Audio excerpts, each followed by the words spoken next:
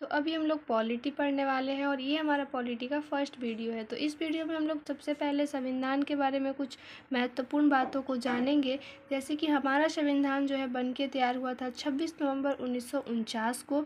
इसके बाद जो है ये 26 जनवरी 1950 को ये पूरी तरह से लागू कर दिया गया था। और इसे बनने में जो है कुल समय जो है हमारा लगा था 2 साल 11 माह 18 दिन में बन के ये तैयार हुआ था। इसके साथ ही जो हमारा मूल संविधान था इसमें जो है 22 भाग हैं, 355 अनुच्छेद हैं एवं 8 अनुसूचियाँ थीं। ये जो है मूल संविधान की बात है। अनुच्छेदों की संख्या अभी भी 395 है, लेकिन उस पर ABCD करके जो है कई और अनुच्छेद जो है जोड़े गए हैं। तो हम कह सकते हैं कि मूल रूप से इसकी संख्या अभी 395 ही है। इसके जो है 22 भाग हैं और 8 अनुसूचियाँ में और 4 अनुसूचियाँ जो है हमारा संविधान संशोधन के द्वारा जोड़ा गया और अब जो है हमारे अनुसूचियों की कुल संख्या 12 हो गई है। तो चलिए अब एक एक करके सारी अनुसूचियों के बारे में सबसे पहले जानते हैं। चलिए फ्रेंड्स, तो अब हम 12 अनुसूचियों को जल्दी से देख लेते हैं। जिसमें हमारी जो पहली अनुसूची है इसमें जो है स्टेट एंड यूनियन टेरिटरी की चर्चा है। स्टेट एंड यूनियन टेरिटरी की चर्चा है, राज्य एवं केंद्र शासित जो प्रदेश हैं। राज्य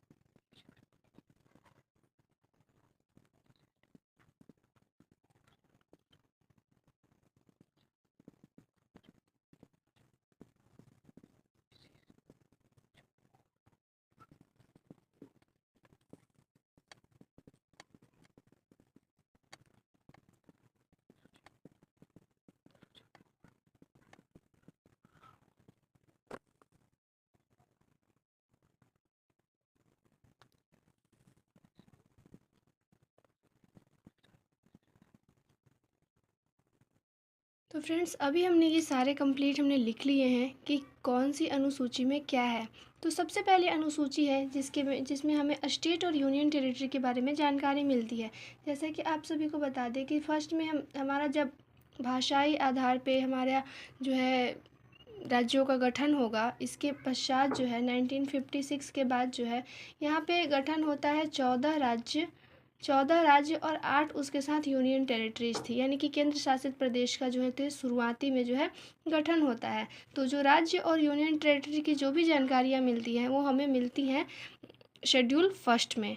इसके बाद जो है वेतन पे चर्चा की गई है, यानी जो भी हमारे प्रतिनिधियों का चुनाव होता है उनके वेतनमान की चर्चा की गई है कि उन्हें क्या क्या प्रिविलेज मिलेंगे। इस सारी की चर्चा जो हमें होती है शेड्यूल 2 में मिलती है। इसके बाद चर्चा है उनके शपथ ग्रहण की। तो इसमें हम सारे जो होते हैं प्रतिनिधि उनके शपथ ग्रहण की हम बारे में इसमें जानते हैं। और अभी आप आगे जब पढ़ेंगे तो फिर आप ये देखेंगे कि राष्ट्रपति एवं उपराष्ट्रपति के शपथ ग्रहण के लिए अलग से ही एक अनुच्छेद है। उसके अलावा जो भी लोग शपथ ग्रहण करते हैं उनके शपथ की चर्चा जो है इस अनुसूची 3 में दी गई है। इसके बाद जो है राज्यसभा की सीटों के विषय पे है कि जो भी राज्यसभा की सीटें हैं, हम जानते हैं कि राज्यसभा में जो लोग हैं, आप आगे पढ़ेंगे भी, वो जो होते हैं हमारे द्वारा चुने हुए, यानी कि प्रत्यक्ष रूप से चुने हुए प्रतिनिधि नहीं जाते हैं। तो कहाँ पे किसकी जनसंख्या के अकॉर्डिंग और कैसे हमें वहाँ पे राज्यसभा में सीटों को लाना है, सीटों पे जो है व्यक्ति को लाना है, जैसे कुछ कला साहित्य में होने चाहिए, स्पोर्ट्स या फिर अलग अलग चीज़ों से, कला विज्ञान से संबंधित अलग अलग लोगों के लिए वहाँ आरक्षित सीट होता है कि ऐसे व्यक्तियों को इतना लाना है। तो उन सब की जो चर्चा है वो हमें मिलती है राज्यसभा की सीटों के अनुसार, यानी इस सीटों के बारे में हमें मिलता है अनुसूची 4 में। इसके बाद SC ST के आरक्षण की चर्चा जो है अनुसूची 5 में की गई है।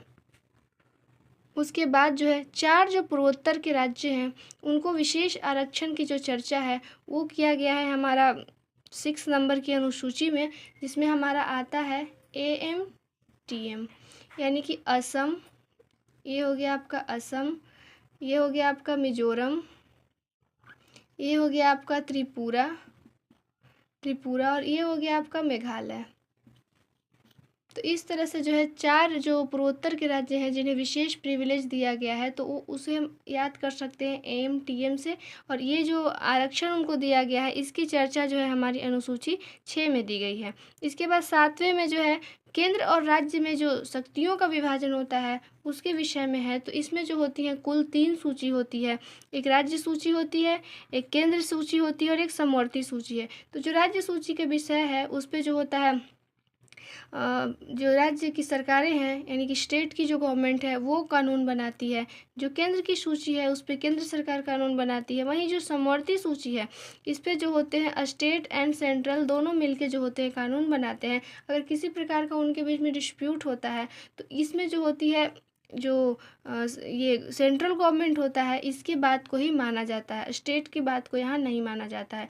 तो दोनों में से जो ज़्यादा शक्तिशाली है क्योंकि वो केंद्र है, केंद्र जो है पूरे देश में एक वो करेगा और राज्य जो है सिर्फ अपने राज्य विशेष की के लिए रहेगा। तो इस प्रकार से यहाँ पे जो है बात जो माना जाएगा वो किसका माना जाएगा, केंद्र को, यानी केंद्र को जो है राज्य की अपेक्षा जो है अधिक शक्तियाँ हैं। इसके साथ ही जो है हमारा जो अनुसूची 8 होता है उसमें जो है 22 भाषाओं की चर्चा है। इसमें कुल जो है कितनी भाषाओं की चर्चा है, 22। हमारा जो मूल संविधान था उसमें सिर्फ 14 ही भाषाएं थी, 8 भाषाओं को जो है बाद में जोड़ा गया है। तो अभी फ़िलहाल हमारे जो है संविधान में 22 भाषाएं हैं अनुसूची 8 में। लेकिन स्टार्टिंग में अगर कहा जाए कि मूल संविधान में कुल भाषाएं कितनी थी तो वो सिर्फ 14 थी। अभी उसमें 8 करने के बाद ये 22 हो गई हैं। ये तो हमारी चर्चा हो गई जो हमारे मूल संविधान की जो अनुसूचियाँ थी 8 उनके बारे में। अब हम देखते हैं कि जो 4, जैसा कि हमने पढ़ाया था कि 8 अनुसूचियाँ थीं और 4 अनुसूचियाँ और जोड़ी गई थी। इसके बाद फिलहाल हमारे पास टोटल 12 अनुसूचियाँ। तो 8 अनुसूचियों के बारे में तो हमने देख लिया। अब बाकी के 4 अनुसूचियों के बारे में हम लोग देखते हैं। तो चलिए हम लोग जल्दी से पहले इसको लिख लेते हैं, फिर हम इसको समझेंगे।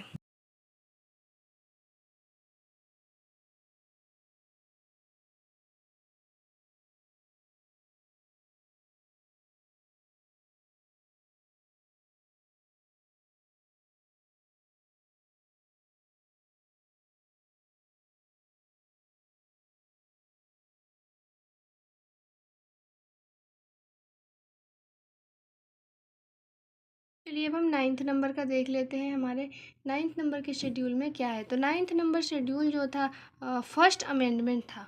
सबसे पहला जो संविधान में संशोधन किया गया था वो भूमि सुधार में ही किया गया था जो कि 1951 में हुआ था।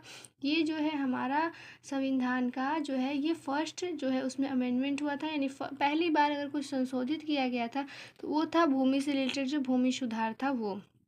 इसकी चर्चा जो है हमें शेड्यूल जो है 9 में मिलती है। इसके बाद दल बदल कानून जो है ये भी एक जो है संशोधन था जो कि ये 52वां संशोधन था हमारे संविधान का। ये 52वां संशोधन जो हुआ था हमारे संविधान में।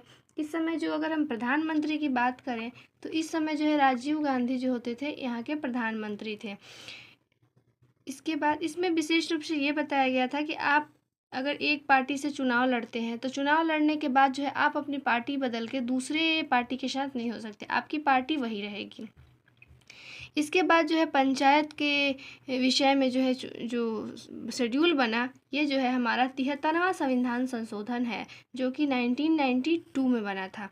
और इसके तुरंत बाद जो है 1992 में जो है 74वां संविधान संशोधन भी हुआ जिसमें नगर निगम की बात की है। तो पंचायत जो होता है वो हमारे क्या रूरल एरिया में होता है, यानी कि ग्रामीण क्षेत्र में जो होता है पंचायत होता है, और जो हमारे शहरी एरिया होते हैं यहाँ पे जो होते हैं नगर निगम होता है।